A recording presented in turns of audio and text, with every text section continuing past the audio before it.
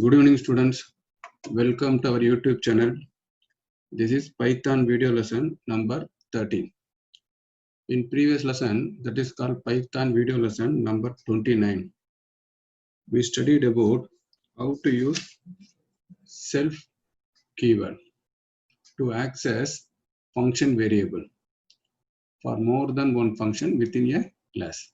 That is what we learned in previous lesson. In addition to that, we wrote one menu-driven program for library management system. In this lesson, we are going to study about how to declare one variable, a private as well as public. That is what we are going to study in this lesson. As usual, first we will see how to declare one variable as a private. And then we can go for the program, how to access public variable outside of the class, how we cannot use private variable outside the class. That we will see now.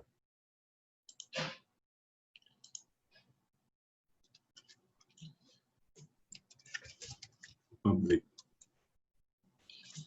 By default, variables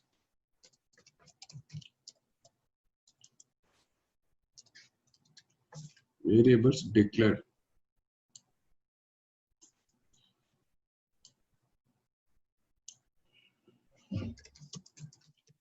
variable declared within a class.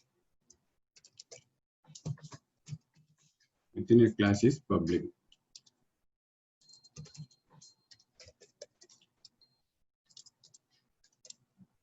By default. So no need to mention exclusively for public. They can be accessed.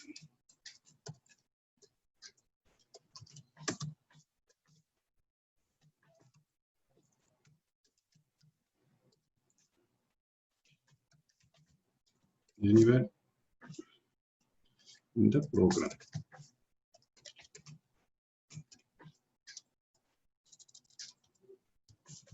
Using dot operator.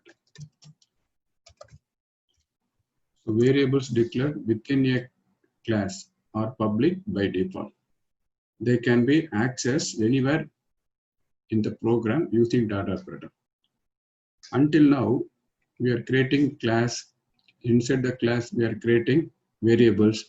These are all public. These are all public. So after creating one object with the help of object and the dot operator, we can access class variable. These class variables are public. No need to exclusively declare them as a class. Public. Now we will see private.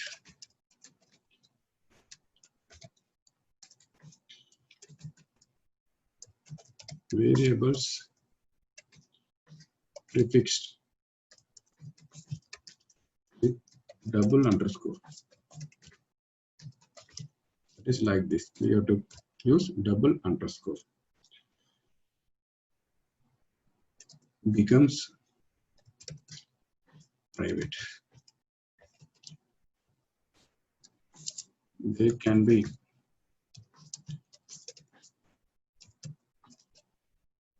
accessed only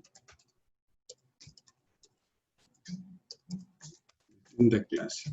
Only within the class. Variable prefixed with a double underscore. You know very well double underscore. Becomes private. They can be accessed only within a class. Now, by making one variable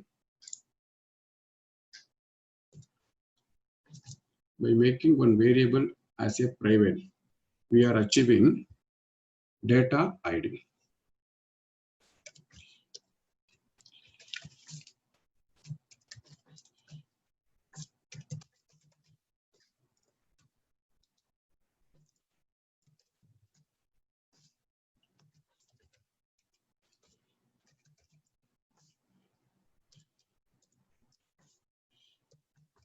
Data ID is achieved.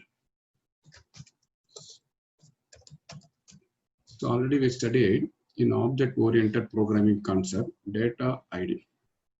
So that means hiding one variable within a class from other classes.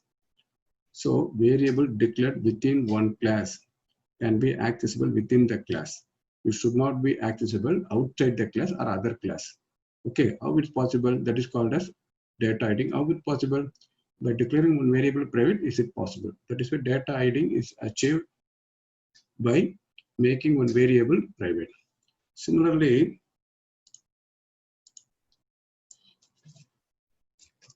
by making one variable as public encapsulation, abstraction is achieved. That also we studied in object-oriented programming concept, abstraction. That means making one variable accessible within a class, accessible to other part of the program. That is other classes also, or the other part of the program. That is called as the abstraction. So public variables follows abstraction, as well as private variables follows data hiding. Now I will write one small program to explain how to declare private variables, how it is not accessible outside the class. Now we will see.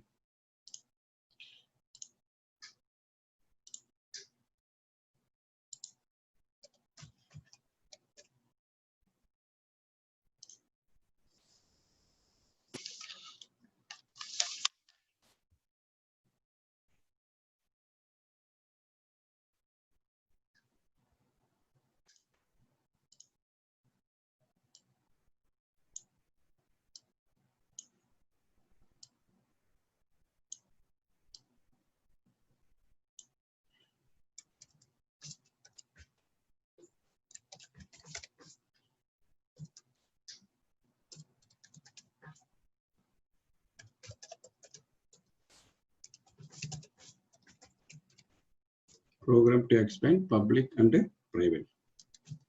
I am declaring one class that is called as sample. Here I equal to 10. This is private. Sorry, public.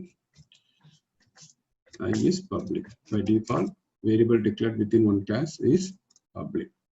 So I make it as double underscore j equal to 20. Before j, I press double underscore. So j is private. J is private. I am declaring two variables. One variable before I didn't put double underscore, that is I is called as public.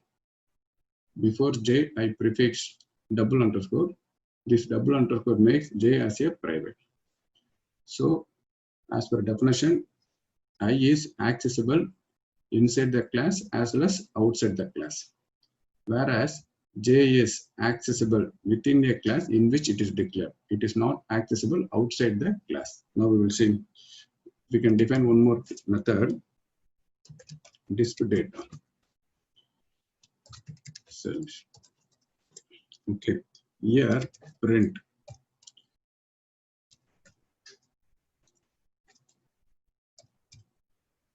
I sample dot I.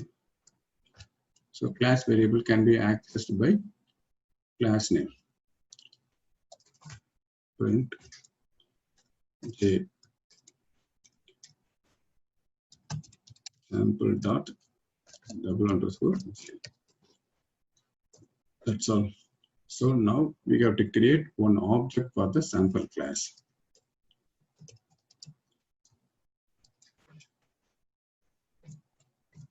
So S1 is object. Okay. With the help of object, we can able to access only public members, not private members. We will see here. I like to access I, comma I. Okay. J. I know very well J is not accessible outside the class, but I will try out. We will see what kind of error it gives.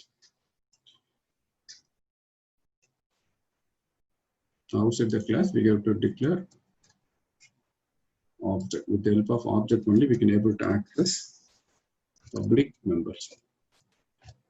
So this should give error. Since J is private. We'll save the program, we will run.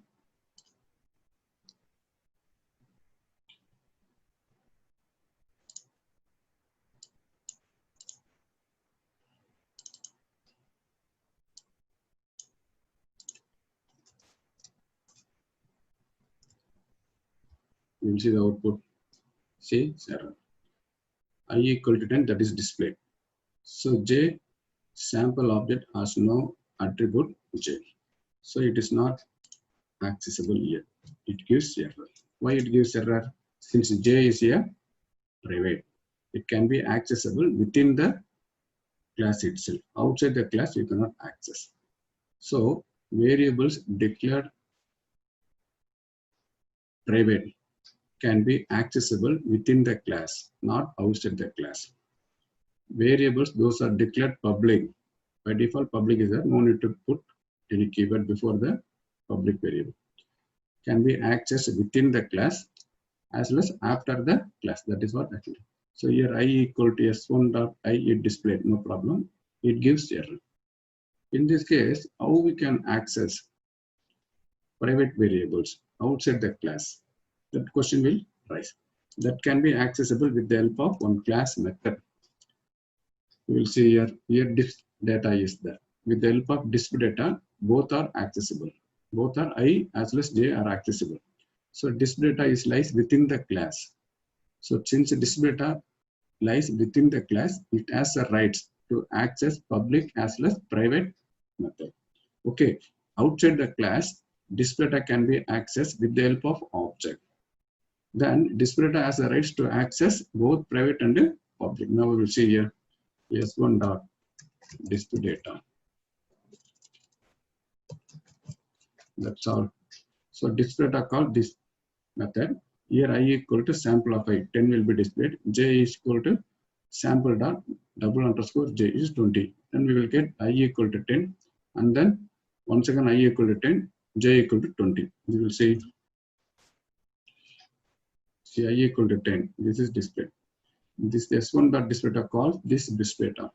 This disp data displays I equal to 10, J equal to 20. That's a very simple. Once I would like to inform, public variable can be accessible within the class or outside the class, whereas private variables can be accessed within the class only, not accessible outside the class. If you want to access private variables outside the class also, these private variables can be accessed within one function within the class. That function can be accessed outside the class with the help of object name dot operator. By using this, we can access private variables outside the class also. Now, I will write one program which explains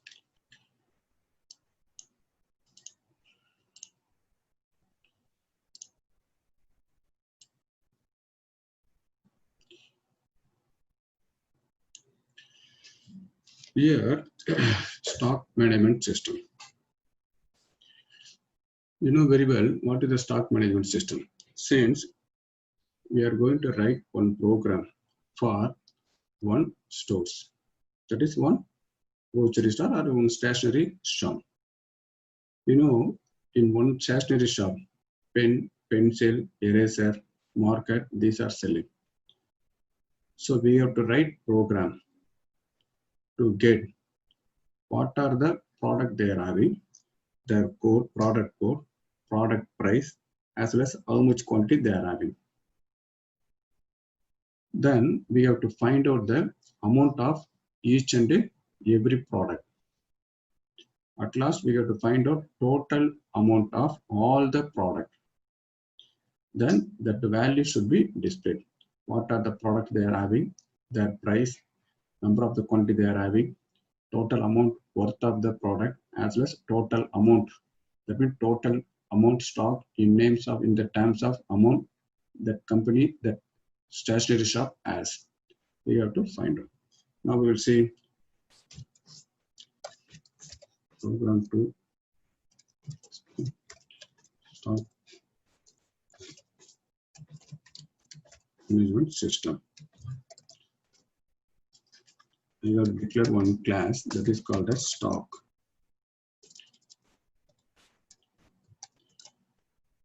Inside the class, I like to declare private variables. Pico. So this is private class list variable.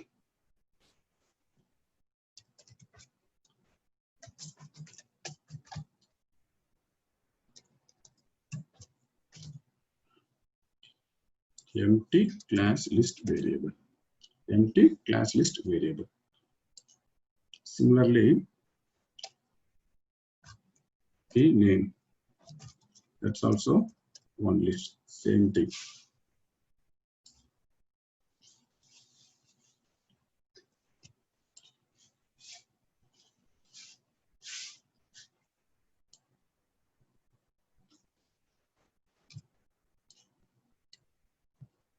Similarly,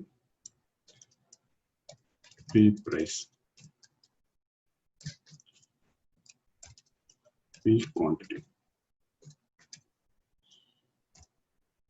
So I declare 4 private list variables, class variables, P code for storing code of the product, P name for storing product names of the product, P price, price of the products, P quantity, number of the quantity available in the stock.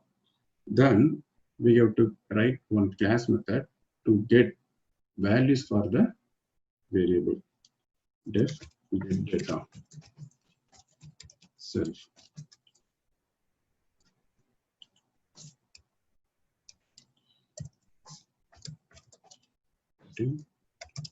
Details of stock.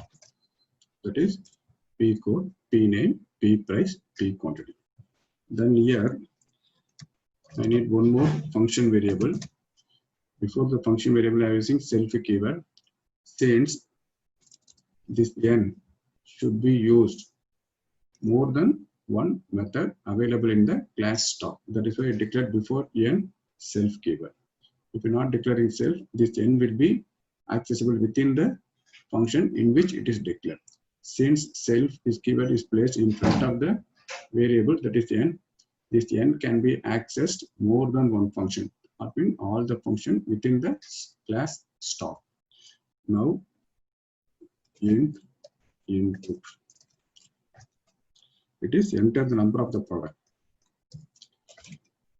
How many products are available in our shop?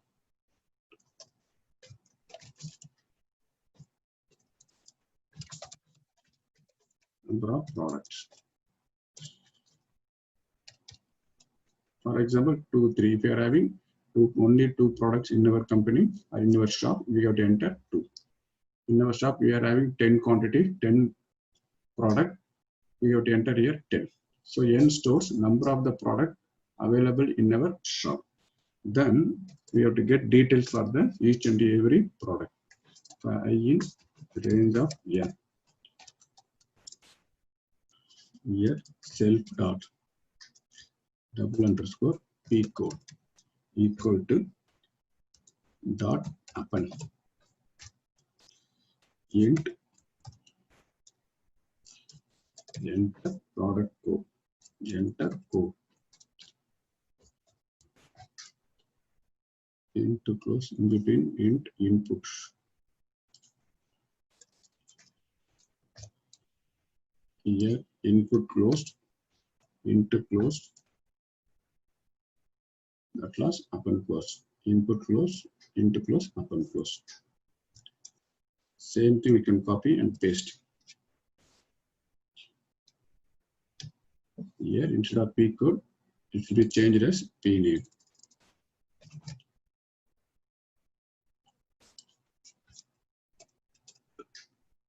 P price. Here p quantity. That's all. This function is over.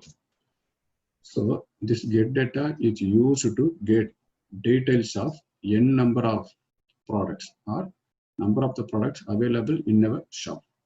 So for example, consider we are having only two products. One is pen, another one is eraser. So first, this line will be executed. Input, enter number of the product. We have to give 2. So n will be assigned with 2. So I in range of 2. First, we are having 4 lists. 4 lists should contain here 2 elements. All the 4 lists should contain 2 elements. First, P code, append. Already we know very well. Append is a one method available in list, which is used to add elements into the list. So int input enter code. For example, 101 is a code for pen. So 101 should be given here. That 101 should be added into P code as element of 0, 0th element. Then P name, pen I have to enter. This pen, you no need for int since it is text. This pen will be stored into 0th element of P name list. Here price, for example, 10 rupees is the price of each pen. Then 10 will be added into 0th element of price. We are having only one quantity. Number 1 I have to enter. This 1 will be added into 0th element of list P quantity. That's all. Similarly, again I becomes a 1. Previously I is 0. Now I becomes 1. Once again, eraser I have to enter. Here enter code 102. That will be stored into first element of into P code. Here eraser that will be added into P name list. Similarly, here instead of enter name, we have type name. Here price. That should be quantity.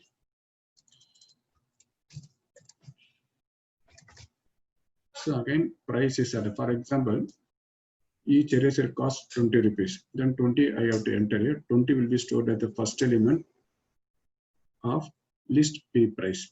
Here we are having two quantity of eraser. Then we have to enter 2 here. 2 will be added as a first element of list P quantity. Again, it will not false. So 0, 1. Since n is 2. If n is assigned with 10, that means enter the number of products in your shop. You are having 10 numbers of different products. N will be assigned with 10. Then this loop will execute for 10 number of times, starting from 0 to 9. All the 10 product details will be stored into the corresponding list. Now we are having one stop. Then we have to display the products available in our shop. How we can write one more function, list data self. In addition to that, in addition to displaying the details of the product we are having, we have to find out total amount of stock we are having in our shop. That we have to find out. I'm declaring one variable that is function variable. Since I didn't put any self keyword in front of this total amount, it is function variable. This total amount can be accessible within the display data itself, whereas n can be accessible more than one function. That is all the functions, get data as well as display data. Whereas total amount can be accessible within the display data only, not in get data. Find total stock.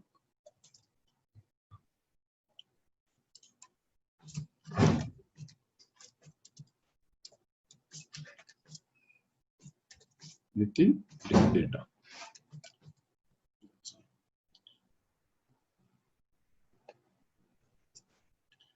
Now we have to display details of the products available in our shop.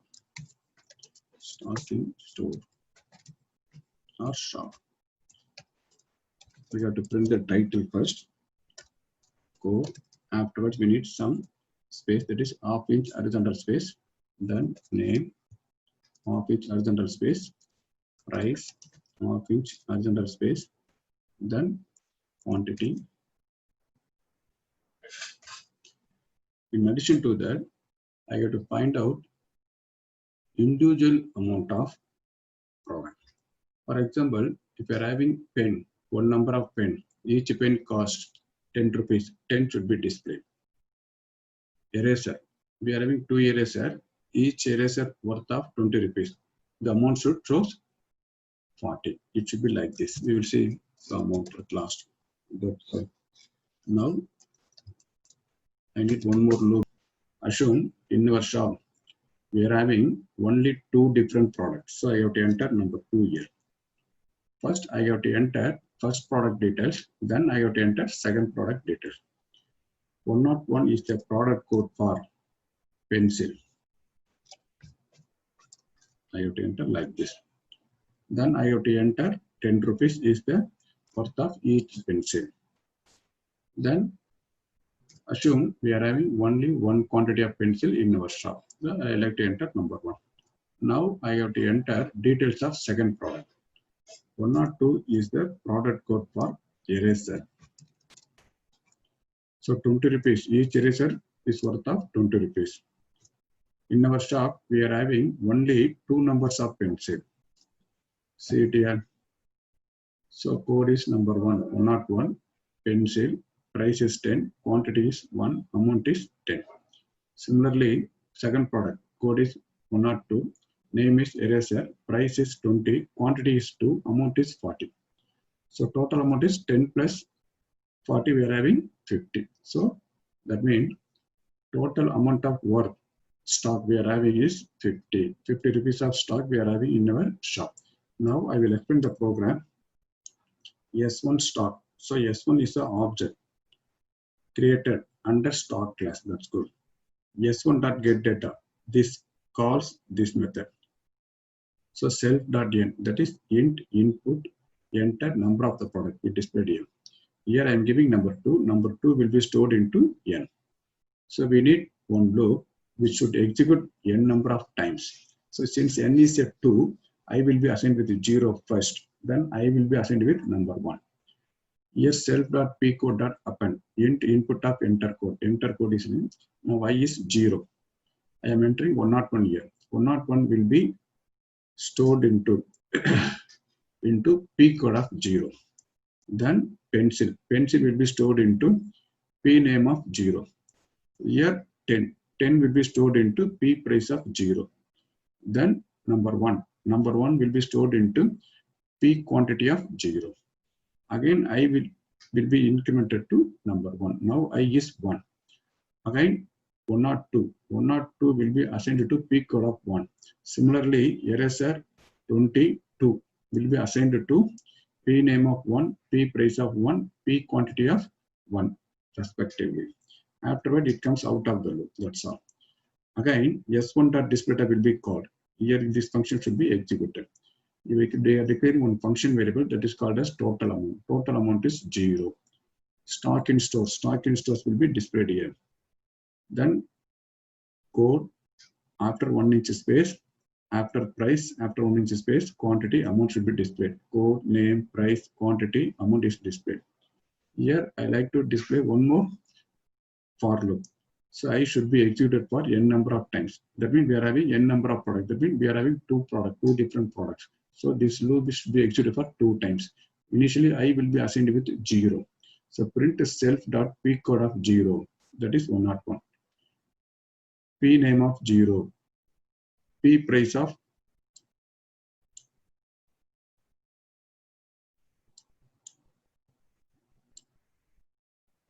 P price of 1. P quantity of 1. So far no problem. At last we need total amount. That is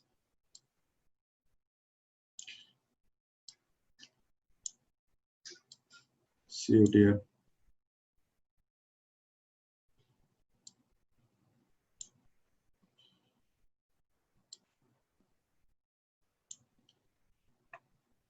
P price of 0 multiplied by P quantity of 0. That means 10 multiplied by 1, that gives 10. That's good. Then total amount initially it is 0.